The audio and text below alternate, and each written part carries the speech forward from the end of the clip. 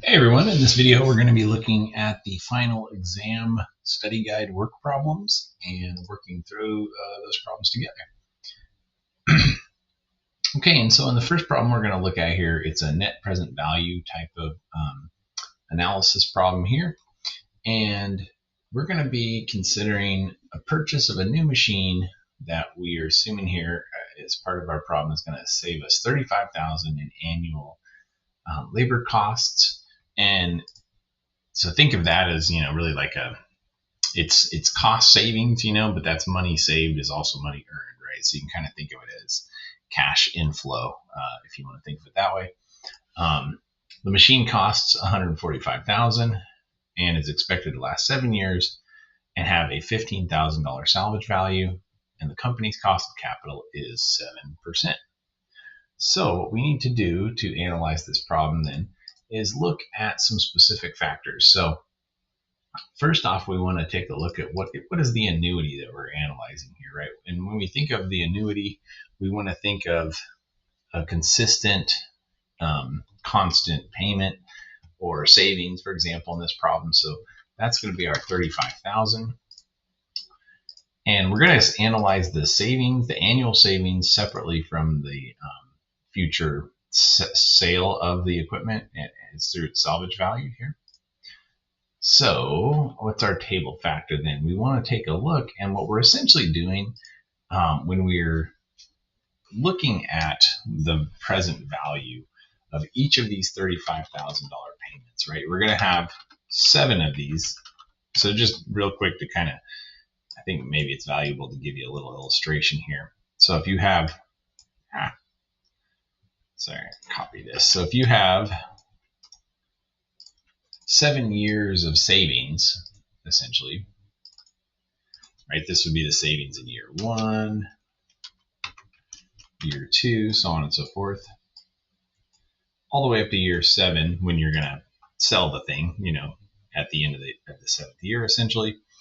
And so what we're doing with the analysis of the present value of these savings then is taking into account, this savings from 7 years from now is worth less than the savings from the first year, because we could have invested those savings, and earned more over that time frame, essentially, right? So that's just the whole concept, right, of the time value of money. And another way, not only investing those savings, but the payments and their cost of capital and the financing that goes along with purchasing equipment is a factor that we have to consider. So essentially, and there's a table factor we're going to look at, but I just wanted to kind of highlight this too. I think it's a point kind of well made, just to show you all, if we have 7% from the first year, and if we just go to our present value table here, so 7% from year 1, I'm just going to copy and paste these over so it's a little easier to see, and I don't have to click back and forth. So this was 7%, and then, sorry, there's a little page table break kind of thing. Let me do it like this. Okay, so there's the table factors for the present value of $1 for each of the years. So like we can see here, and let me just do something real quick here. I'm going to change this to a horizontal presentation. Oh, I only grabbed 5.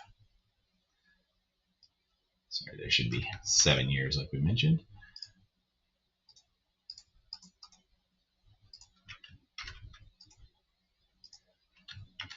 Okay, so if we consider the table factor just for the present value of $1, which we're going to use the present value of an annuity, but I wanted to show you what that present value of an annuity kind of does essentially.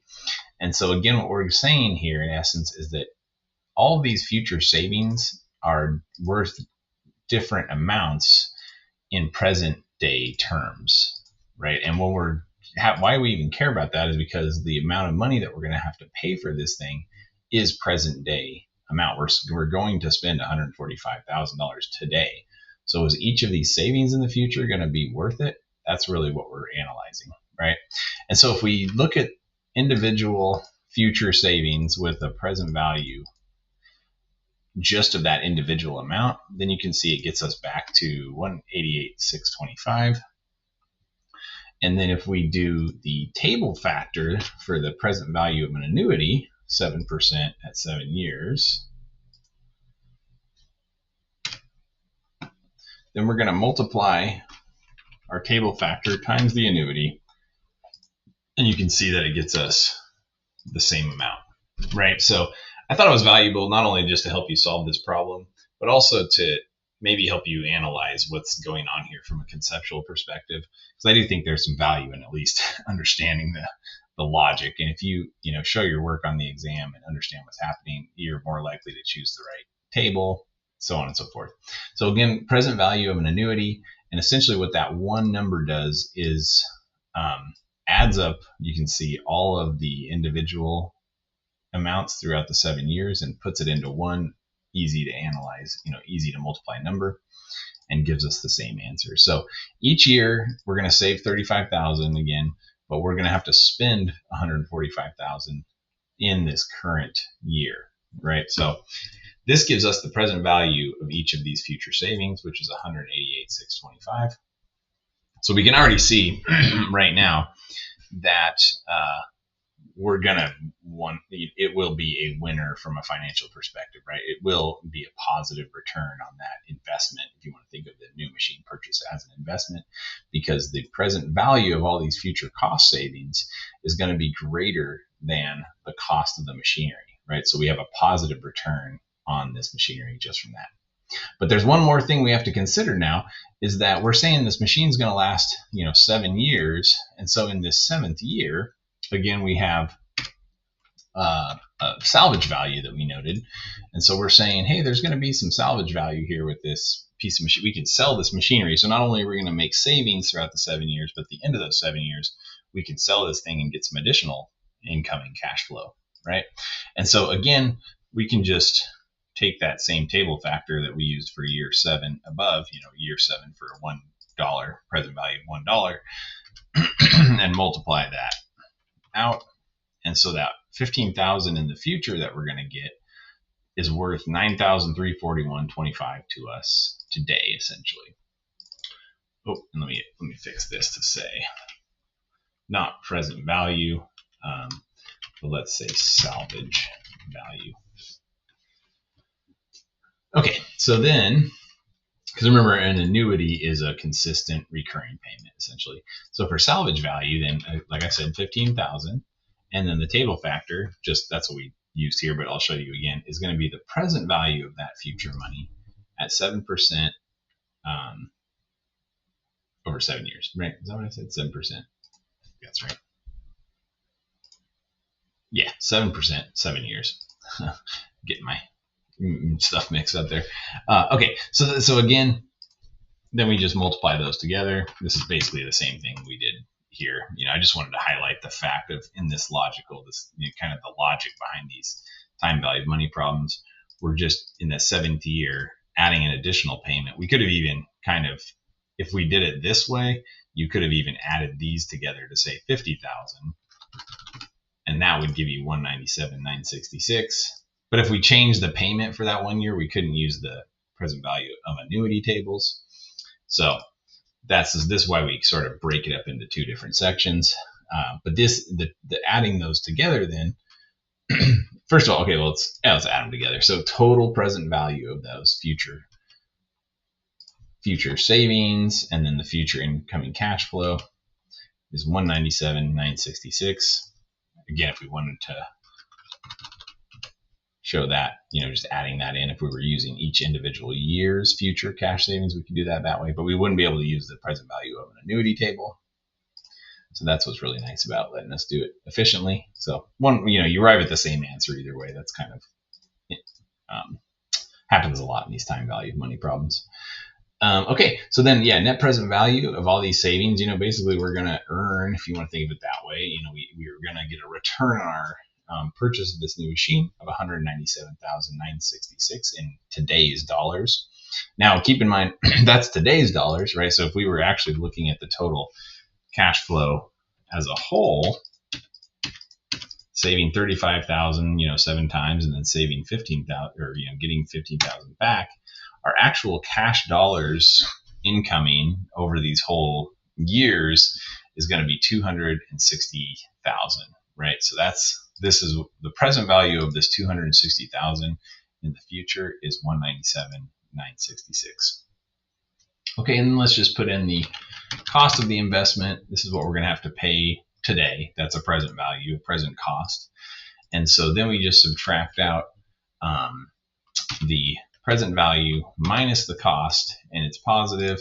So the present value of those future savings and cash flows is going to exceed the present day cost that we have to incur. So thus, yes, we should purchase the machine. And then when we talk about non-financial factors, we can think of things like a whole litany of things, right? I mean, if you would say, what are some non-financial factors that would be in the positive? Is it going to cost us a bunch of, or do we need additional training needs / costs because of the new equipment?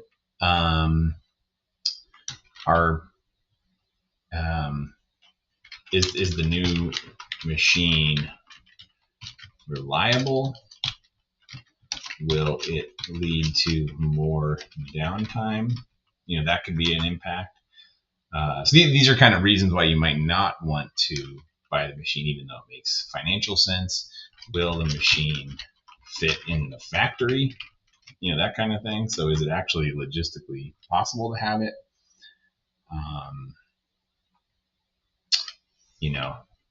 Will the machine avoid obsolescence? How do I spell that? Obsolescence.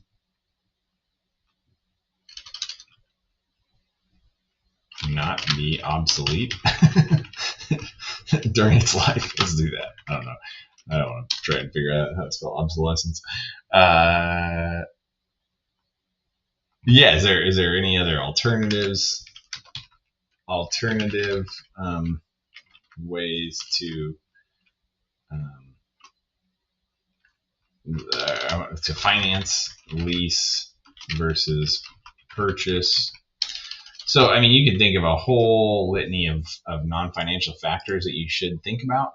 Some of them in the positive and some of them in the negative, right? So if this makes a lot of financial sense, but then you look down here and say, oh, you know what, this isn't even going to fit in our factory, or we'd have to buy a new building or something, then maybe you don't make that investment, right? Here, with just from a purely financial standpoint of our calculations, it makes sense. But also, alternatively, if an investment, if a new piece of machinery didn't make immediate sense from a financial perspective, you could still look at it as some other factors like, will the machine open up new avenues for revenue, right? So maybe there's just other factors beyond just the financial that we should consider, both in the pros and in the cons columns, or categories. So even if it's not financially viable, maybe it makes sense because it's going to somehow bring additional efficiencies to the business overall, or maybe there's tax benefits, or maybe there's compliance requirements. So even if it doesn't save money, maybe the government says you can't use this old style of machine you have, because it's more polluting or something, or whatever the reason might be. Then you need to take those into account as well. So there's a whole litany of things. Study some of those. Just it's more of a use your critical thinking skills there. But as far as the calculations go, hopefully this helped you sort of make sense of the point of the net present value and how we can use that in decision making when we're looking at purchasing a significant piece of machinery like this. So, all right, thanks everybody. That's our net present value problem. And next we'll take a look at some more time value of money problems here. All right, in this next tab that I just created here, we're going to take a look at a few different problems here. So two different problems specifically. One that's going to have us calculating future value of a, just a one-time deposit or at the end of 3 years. And then we're also going to take a look. Oh, let me delete out my answers here. I'm giving everything away before we work through it. Then we're also going to go through and analyze and calculate an internal rate of return given a specific investment and the annual cash flows or savings like we looked at in the previous problem, and trying to figure out what is that return on that machine. We kind of that last problem we looked at, we were saying okay, it is positive, and in this one we're going to be able to kind of say okay, it is positive, and what is the return we're getting, right? Which is an important thing, because if it's yes, it could be positive, but maybe it's a 1% return, and maybe there's some other negative factors, like it doesn't fit well in the factory or the training costs, and maybe there's other investments or other avenues to earn more than a 1 or 2. If it's a really low rate of return, maybe you could make more money in a savings account or something. So just smart business decision making here from a finance perspective. And we'll take a look at that in a moment here. But let's take a look first here at this future value problem. So this one's kind of a relatively basic problem with future value. So we're just saying a one-time deposit of $37,500, and that'll be our principal. And we're earning 0.08. I'm going to drag that down, and it's 3 years. And so the annual interest that we earn, and this is compounding annually, as it tells us here, is just taking the interest rate times the principal. Then we add that interest earned into the principal, so it kind of reinvests into itself. And then that carries down to become the beginning balance of the second year. And then we just do the same process essentially each year. So we have an updated balance. We multiply that updated balance by the same interest rate, add that into the beginning balance plus the next year's interest to give us a new amount, carry that down. And so each year we're getting 8% more, but it's on the compounded balance, right? That's that compound interest portion. And so at the end of those 3 years, then we're going to have $47,239 in the account. And that's a lot more than it would have been if we had not had any compounding and it was just this same 3,000 every year, right? You can see we've earned an extra, add the 240 plus 49, so it's like 500, 740, 739 or something of extra money there. So it's a compound interest is a good thing. Here we're gonna, and that's doing it with simple multiplication. Here we're gonna, in step 2, use the future value formula. And so what we're gonna say is, again, the present value, 37,500. Then we're gonna say equals 1 plus 0.08. N is the number of periods. And then we are going to, we can do it. I just wanted to, the formula is this. So, but now we're going to take this number here, and we don't need parentheses. It's this, right? I plus 1, 1.08 to the power of n, which is 3. And that gives us 1.26. And then we take that thing we just calculated, which is 1.26 times the present value, and it should give us the same amount. And lo and behold, there we go. All right, step 3, we're going to calculate using the time value of money tables, which is kind of the easiest method then. That doesn't really involve, having to do math or exponents or anything. And so for this, we're just going to go to our future value of a dollar table, because it's just a one-time deposit. And we're going to look at 8%, 3 periods, and we should get the same factor here that we calculated, right? Because that's the same thing we're doing. We just this is the table factor. You just multiply it together. And so you can see how you can relatively easily just calculate through to get that final balance, and without having to, break it all out year by year. So save some time, makes it easier, and for quick answers and all that. And but it's good. But we do ask on the exam here that you kind of show the 3 different methods, so you understand, using the table values is great, but really the most important thing is that you understand what are the table values, table factors doing, right? So that's the idea of kind of running through all three of those. Okay, in this problem, we have an investment, like I mentioned, costing $90,000, and it has a 4-year life of 4 years with no salvage value, and it produces annual cash flows of $26,571. What is the approximate internal rate of return associated with this investment? Use the tables and show your work. So we just need to take our amount invested divided by the cash flows. And again, that could be like what we were looking at here with this annuity amount. And it is cash flows. I think I mentioned it, before. It's like money saved is money earned. So kind of keep that in mind. So it could also be, it's not necessarily that the machine has to earn us extra money or increase sales per se. I mean, that would be additional cash flow. But if the machine is reducing our costs, that is additional cash flow that'll drive up, net income just through the sake of, reducing expenses. Okay, so now we simple math there, amount invested divided by the future cash flows. It's a 4-year life. And so what we need to do is to go to our present value of an annuity table, because it's, the future, each year it's the 26,571, just kind of like we did here, right? It's basically these, looking at 3 years and doing something very similar to bring that back to a specific point. But so if we want to find the percentage that goes along with that, like in the first problem, it told us the cost of capital, that's this and that. So it tells you what that, that amount that you're saving every year is based on that percent. But if we want to say what our rate of return is, then we can go to our, again, present value of annuity. It's got 4 years, and that table factor basically is 3.387, because that will be the table factor. I just forgot what it was. 4 years. Okay, so we go to our 4-period column, and then we go over and look for what most closely aligns with our table factor. So 3.387. You can see that really closely aligns with 7% here.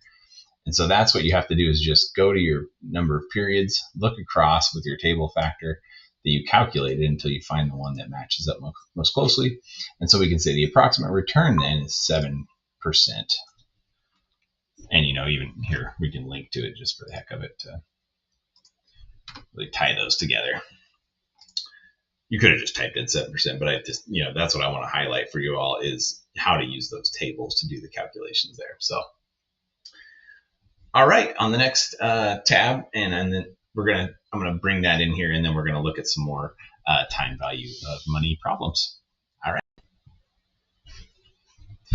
Okay, I just pulled in another tab here, and this tab has has 3 problems we're going to look at. So here's one where we're going to consider investments every year. So hopefully at this point you're kind of familiar with, okay, if we have recurring payments like this, that's going to be an annuity, and tells us they'll make the deposits at the end of each year, earning 6%. How much will be in this account at the end of the 18th year? So this is what their grandkids are going to have for, college education, basically. So here we're going to do $5,500. Again, that's our annuity, our recurring payment. And it's an annuity, right? And remember, because it's ongoing, it's not just a one-time deposit like we kind of looked at in previous problems there. Okay, and then our table factor is going to, earning 6%, it's 18 years. So we want to know the future value of an annuity. And the minute I said the numbers, I forgot them. 6%, 18. Okay, so 6%, 18 periods. So that's 6%, 18 periods, 30.906. And then we can just multiply those together, and we can see that we are going to have $169,981 in that account at the end of those 18 years. And again, remember that that was not only based on the compounding like we looked at previously, because it is based on compounding of those individual deposit amounts, but what we're thinking about there is every year you add a whole new amount in. So it's not just like we've looked at in some problems where you know, principal times interest equals ending principal and interest, and that becomes the next beginning balance. With these annuities, every year you've got a new kind of one of those one-time deposits that's going to run through that same formula, and then you have to add them all together. So that's where this becomes really handy to have a quick kind of a table, you know, factor type of analysis to have in place for us to be able to easily, without having 18 different ongoing tables with different years and compounding and all the rest of it. So pretty good. If there was no interest, right, and they just put this aside every year for 18 years, just out of that, just for the heck of it, right, if they were burying $5,500 in their backyard every year with no interest and no compounding and all that, then we would end up only with $99,000. So if we take the difference between those, we would have missed out on almost half, almost $71,000 of interest and compound interest over that 18 years. So you can see how it is really powerful, this whole idea of compounding interest and earning money, and especially the longer that is compounding, it really begins to exponentially grow. So very cool. Okay, our next problem here says if Rigby is so we got somebody buying a car, they would be spending $45,000 and borrowing 100% of the value at a 9% interest rate over 5 years. We want to figure out the approximate monthly payment. So we need to solve for the annuity to find the annual payment and then divide by 12 for the monthly payment. So the present value of our annuity essentially is our $45,000, because you kind of think about what we're saying is discounting all those future payments back to what it would be today, or in other words, what it's going to be in 5 years, which is a lot more, right? If you finance a vehicle and you pay all this interest, sometimes the interest works for you, and like in the instance above, and you're earning money. This is kind of the opposite, where the car dealership or whoever's making this money on the purchase or the financing is the one earning the cash. So it can work against you, right, as well. So the present value of all those future payments is $45,000. And then we need to see what table factor we want. So we're going to use our present value of annuity table, 9%, 5 years.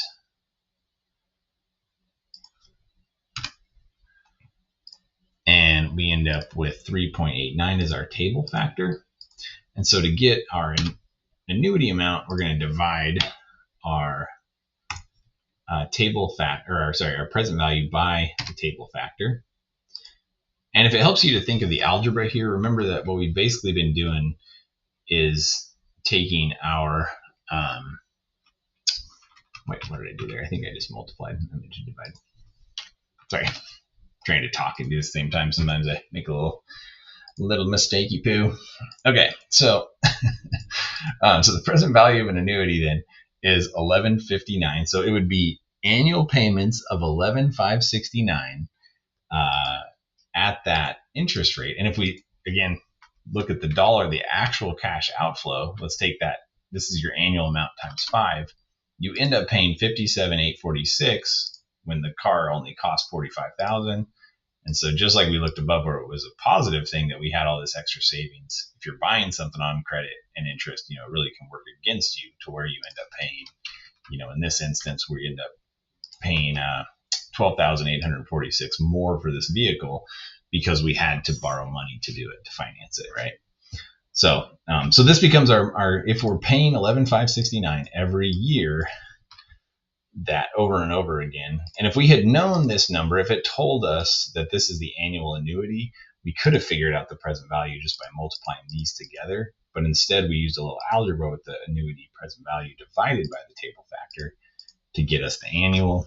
And then if we want a monthly, we can just divide that monthly, the annual by 12 to get the monthly amount there. It's, the table factor isn't super precise because we're not breaking each annuity down into months. It would get kind of, 5 years, 60 periods, basically. You can kind of back into it, but for our purposes, doing this, on the exam, etc., totally fine. Okay, let's move on down to the last problem here. So we're saying we got Eugene. This guy's planning to buy a TV for $3,600. It's going to be a really nice TV these days because TVs are relatively cheap. So it's going to be like a movie screen or something. And the interest rate he can earn on his money that he's going to set aside is 8%. And so how much money should he set aside right now so that when he's out of school, he's going to have this awesome TV, he's going to have $3,600, right? And so he doesn't need to put $3,600 away. If he was burying it in his backyard, he would have to, right? Because it would just be the amount of cash is the same. But he can put a lower amount into, his investment or whatever this financing vehicle that he's using to earn the 8%, and it's going to grow to $3,600 over that time frame. So that's kind of the whole idea of what we're doing here. So what we need to do in this one is say, in the future, he wants $3,600. So then let's do our little 1 plus 0.08. We've got 3 years. So our 1 plus I to the power of 3.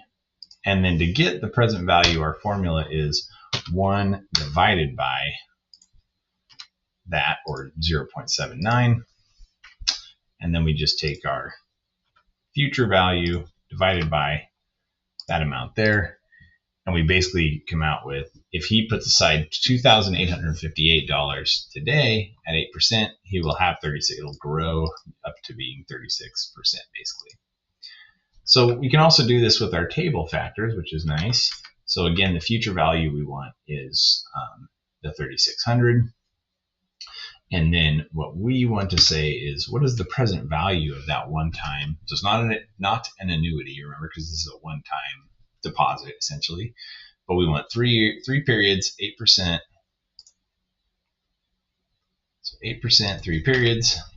And as you can see, these should be the same thing there, multiplied together. So basically doing the same thing we just did above. 2858 matches up. So a bit easier, just showing how you can use the table factors there. Now, the thing that we need to analyze is if it's compounding quarterly, right? It's going to be different because we're going to be able to earn extra interest on our interest, not every year at the end of the year, but every quarter. So it's more frequently our compounding is happening, and that's going to earn us a little bit more money, and a lot more money depending on how much principal we have, essentially. So let's take a look here. So how many? So it only compounded 3 times if it's annual, but if it's quarterly, then we're going to have 4 times per year. So it becomes it would become 12 times. Excuse me, 12 times of compounding. And our interest rate is an annual interest rate, though, of the 0.08. So we have to divide the interest rate by 4, but multiply the amount of times compounding by 12. So 2 little calculations you got to do to get your interest rate and your compounding times accurate, right? And then 3,600, the future value stays the same. Our table value is now going to be 2% at 12 times instead of 8% at 3 times. So 2% 12 times, and it's the present value of $1. 2% 12 times, and then when we multiply those together, you should get a little bit lower amount. It's not going to be extreme because it's a relatively low amount of principal and whatnot. The table factors are relatively close, but if he was compounding quarterly, he would only have to put away $2,839 versus compounding annually, he would have to put $2,858. So, a minor difference, but it does add up over time, and no pun intended. And so if you can have a situation where the compounding happens more frequently, you're going to earn more on your money, really is the idea there. So if you can have daily compounding, that's, even you're going to make more on that versus annual or quarterly being better than annual, so on and so forth. Okay, take a look here. I think we've got a few more. Oh no, that might have brought us to the end of our, yeah, okay, that brought us to the end of our time value of money questions. And next we're gonna, so that's all of our, time value of money, long-term decision making, final exam study guide questions. And then next I'm gonna bring in some questions that deal with more short-term decision making, including special orders and some sales mix questions. So let's do that now. All right, in this problem, like I mentioned, we're going to be looking at a kind of a special order problem here, and we're going to be analyzing a request to see whether that request is, actually I'll show you how to calculate the cost per units there for variable costs, but we want to look and see if this special order actually makes financial sense for us. And so here's the data. We're going to sell 15,000 units next period, and we've got kind of the financial breakout here. So 15,000 units is going to make us 94,500 in sales, and that's going to cost us, we have our direct labors and material. Remember, that's always variable. And we've got variable overhead. It says it in the name, variable, right? So each unit incurs more of these costs. And so that's where one of the first steps we want to do is to figure out what is that cost per unit. We know how many units there are. We know the total cost. So we just need to do some simple division there to get a cost per unit figure. And then we have some fixed overhead. We have selling and admin costs. And then this total, just adding everything up. And we're expecting to earn net income of 26,300.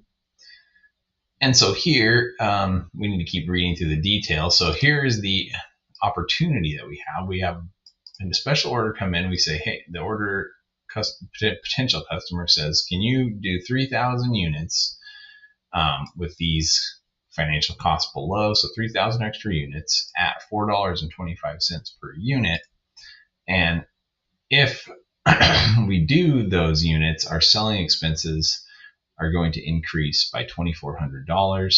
Fixed costs will not otherwise change, so on and so forth. So the biggest thing that we want to keep in mind when we're doing these types of special order problems is that we only want to look at the incremental change in our financial position based on this special order and what it tells us, right? So we don't, if it says fixed overhead's not going to change, this additional work will not, that'll be zero, right? We don't have any extra fixed overhead there.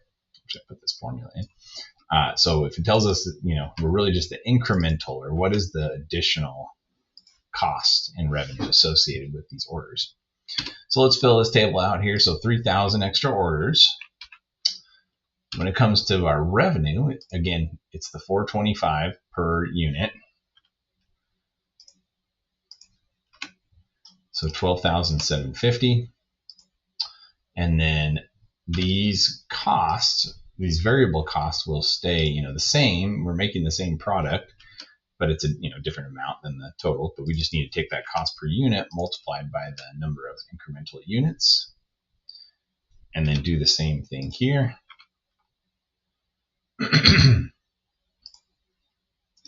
Sorry, lost my train of thought there. Okay. So there we go. So multiply variable cost per unit times the number of units.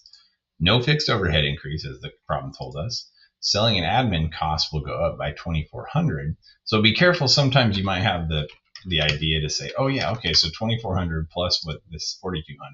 But remember, this is relating to these orders, the 4,200, and the only piece that we want here for the incremental related to this work is 2,400, as it tells us.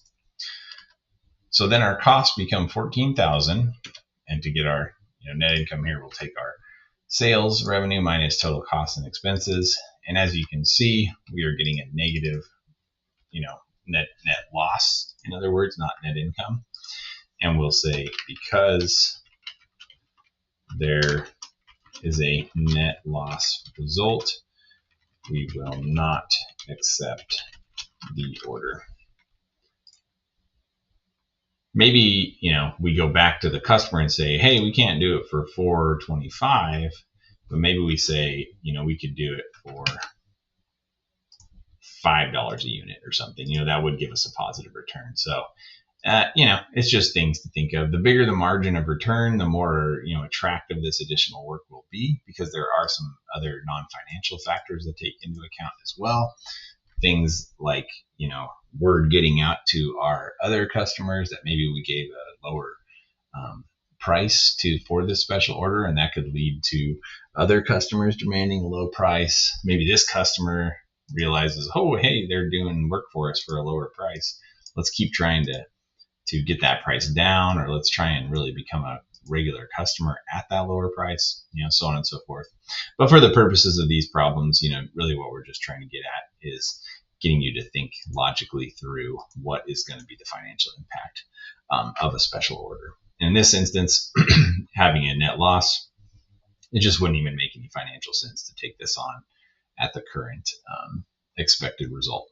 So pass on that order.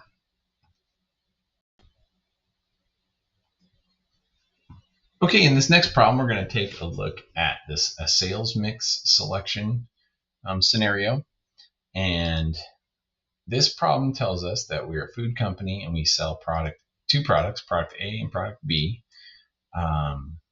We only have 5,000 hours available to produce these products. And we've got some additional information here. We have contribution margin per unit. And then we have direct labor hours required. And so that'll become, important, because that's how our limiting resource here is hours. And each product takes a little bit different hours and has a different contribution margin.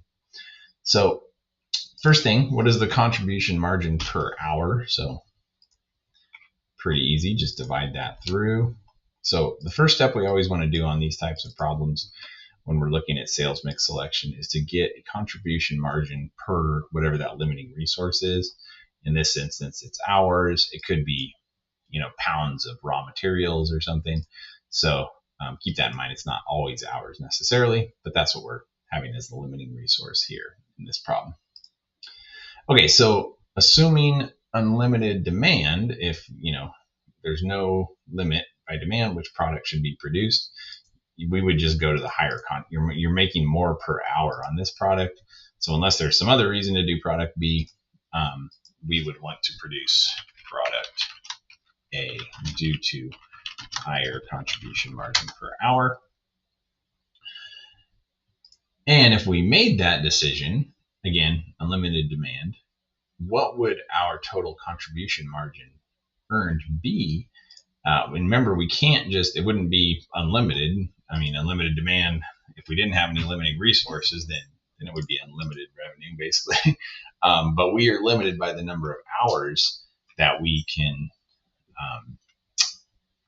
we only have 5,000 hours, and each product, actually, we'll say 5,000 hours total. This is two different ways to get contribution margin. The first one is just saying, okay, for every hour that we put in, how much contribution margin are we getting? That would be the $4.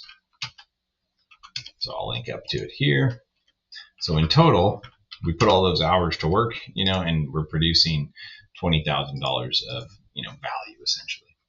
And then another way to say that, or another way to calculate through to this, which is you'll get the same result, but we're going to say how many units, how many actual products are we going to be able to create given 5,000 hours. So the first thing that we want to do is take our 5,000 hours divided by 2, because it takes 2 hours to produce one product.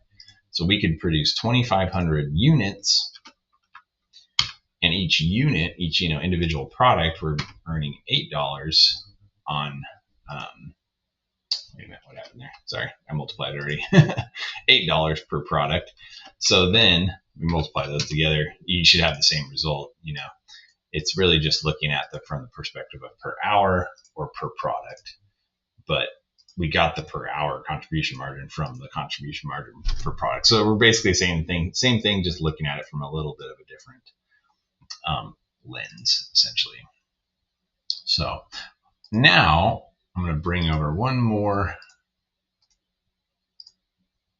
example here.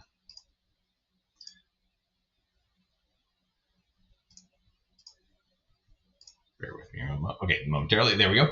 Okay, so now we have the sales mix problem. And in this problem, again, another sales mix type of problem. But this one gives us some information here, and it gives us a more detailed breakout, and we don't have unlimited demand in this problem, basically. So here again, our limiting resource is our number of labor hours, so 9,900. Calculate the contribution margin per direct labor hour and determine the most profitable sales mix. And then it gives us product demand here. And so that demand is also listed out down here.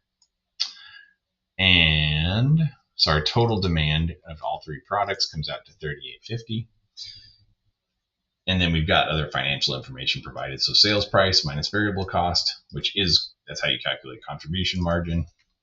In the last problem, it just told us, what it was. This is per unit. So this one just shows it a little more clearly. Gives us the number of hours it takes to produce a product. So again, our limited supply. And first thing we'll do is calculate contribution margin per hour. Let's drag this across.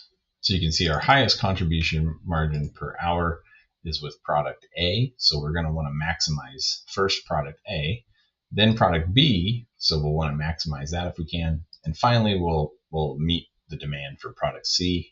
And we may or may not have enough to fulfill all of this demand. That's what we need to calculate essentially.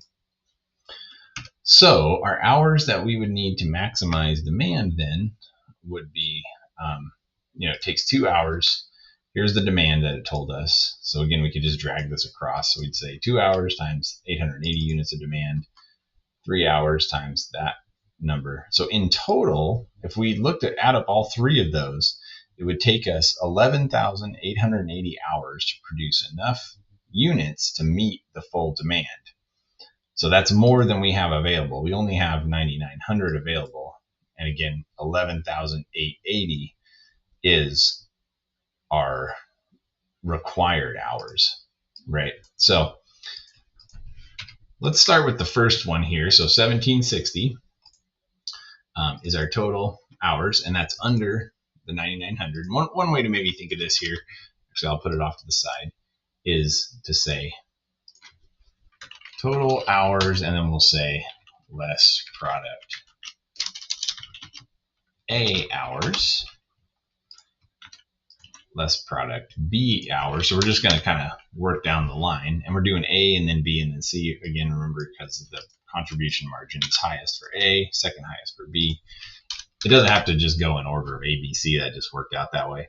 But if C was the highest, you'd start there. If A was the second highest, then you would go to product A next.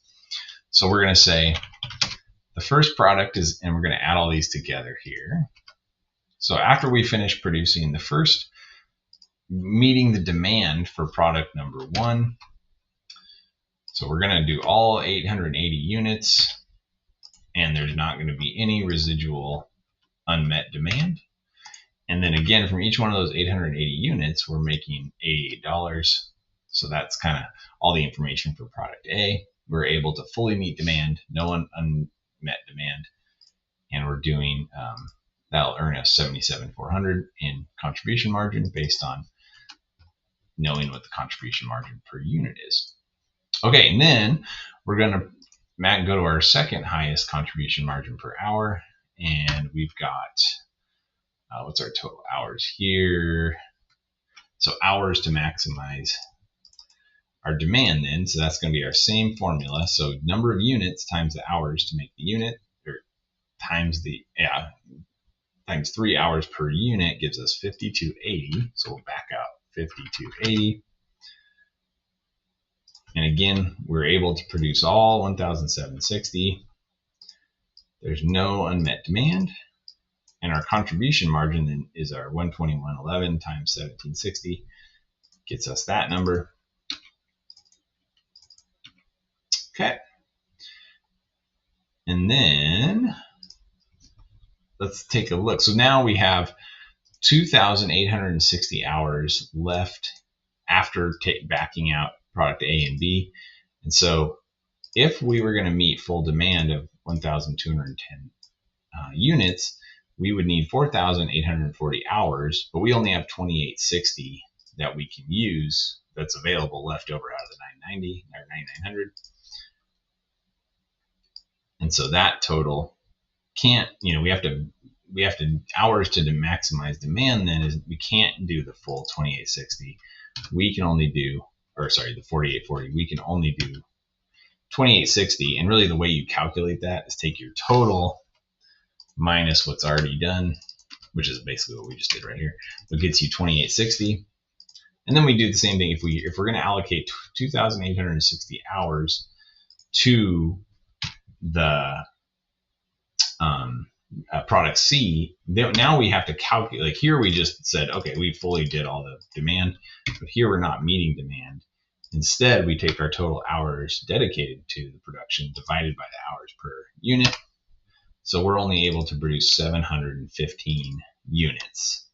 And so what that means is if we take the difference between the total demand minus the units produced, that we have, 495 units of demand, or, demand is still out there. So if we had more labor hours, we could have produced these 495 units. They would have been bought and we'd make more money, but we only have 9,900. So our totals here for all the hours used can't exceed that, basically. And then we just take our contribution margin per unit, again, times the actual number of units that we produced, add all three contribution margins together, and that gives us our total earned in total, essentially. So if you wanted to look at it, kind of finish out that table, that's essentially the same thing we're showing here, is that now all of our limited resource has been utilized. There's no more labor. We have no more employees. And so no one's around to make the 495.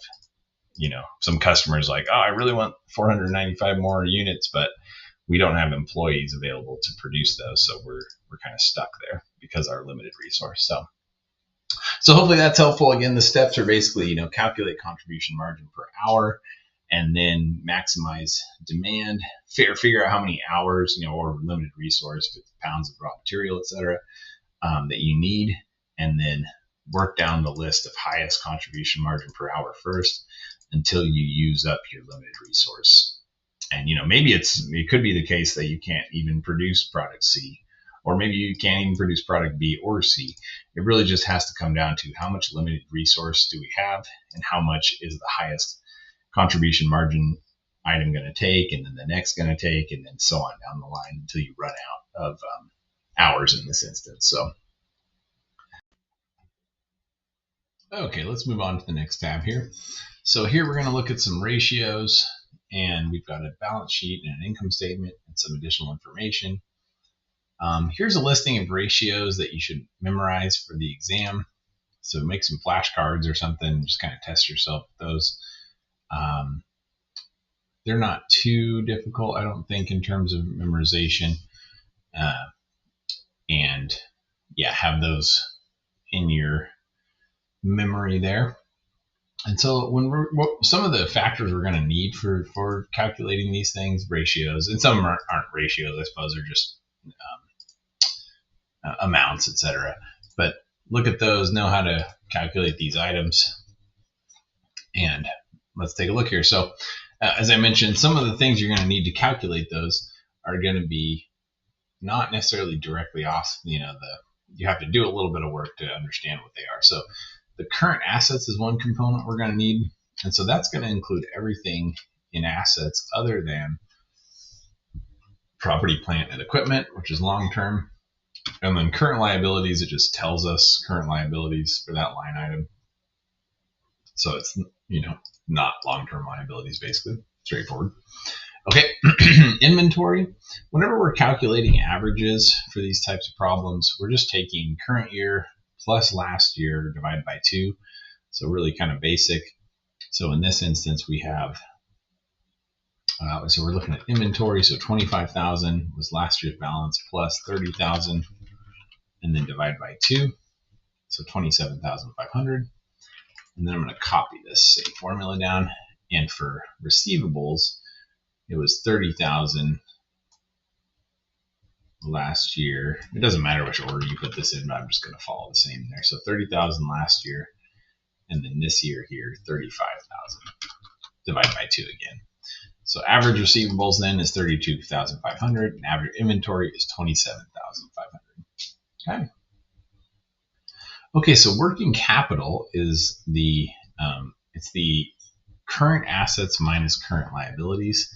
So those two metrics that we just calculated there, just take one minus the other. So 30,000.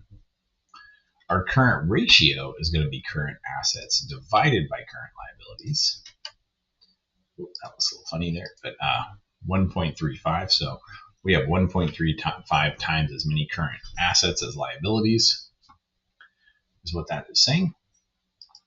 Inventory turnover ratio is cost of goods sold. And I have it in here as a negative, so I'm going to put a negative when I reference the cell to make it positive.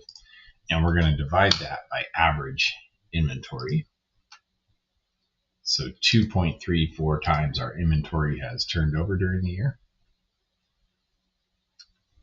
Let's go down and let's jump down to our receivables and our inventory turnover ratio here, because I think those kind of follow.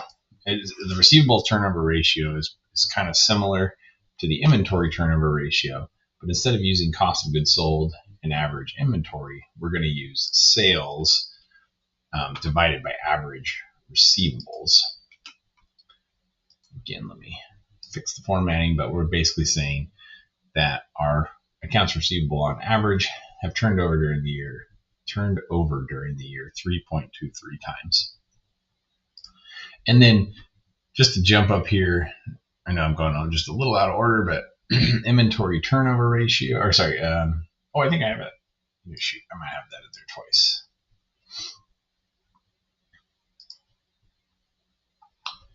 Let me check that. See if there was a different metric that I wanted to highlight it for you all.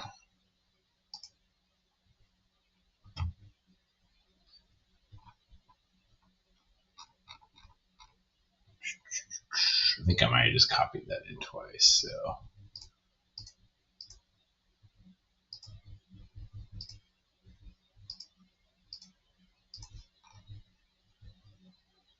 yeah, sorry. Okay, this is just in here twice, so let me delete that out real quick. Okay. Okay, profit margin ratio. Or let's go back up to price earnings ratio here. So in terms of the price earnings ratio, we're going to take our market price per share, which again it gave us down here. So they're currently selling basically shares of stock at $25, and then we're going to divide our earnings per share of $3.5, and we get 7.14 as our result there. In other words, we're saying the price is 7.14 times as high as the earnings. So that's what that's communicating to us. Gross profit amount is just gross profit, basically, right? So that's essentially there. Just remember from kind of accounting 2 how we get gross profit and where to find it. And then we're going to use that to calculate gross profit margin, in that we take the gross profit amount divided by sales to see how much of our sales as a percentage are we keeping. So 39%, or if you want to go 2 decimal places out, 38.81%. And then very similar to this calculation for gross profit margin is just profit margin ratio. And so we basically do, instead of doing gross profit, we do net income divided by sales. So again, very similar, but instead of gross profit, we just swap that out for net income. And that kind of tells us how is operating expense, how efficient are we at keeping all of our sales. So that adds in the component of operating expenses, whereas gross profit margin ratio just looks at the gross, cost of goods sold and sales essentially. Okay, I think that's all of the metrics I really wanted to highlight for you all in terms of ratios and financial statement analysis items there. So with that said, I think we've finished out this tab.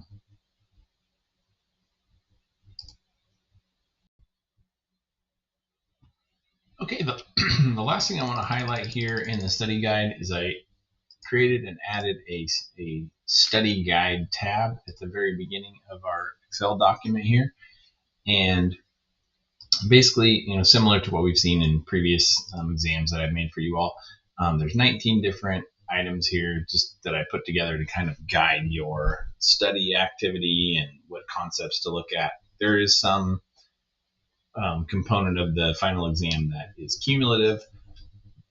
And if you go through and kind of review your notes and other materials, you should be able to capture most of what you need to understand to be able to do well on the multiple choice section and answer some of those cumulative questions from earlier chapters, etc. So I know we've covered a lot of material, so I made this to sort of help you hone in on the specific concepts that will be asked about there, essentially. So yeah, with that said, that's the study guide in total with the work problems and then a breakout of concepts here to review. I hope you all have a productive time studying. Let me know if you have any questions, and good luck on the final exam. All right, thanks everybody.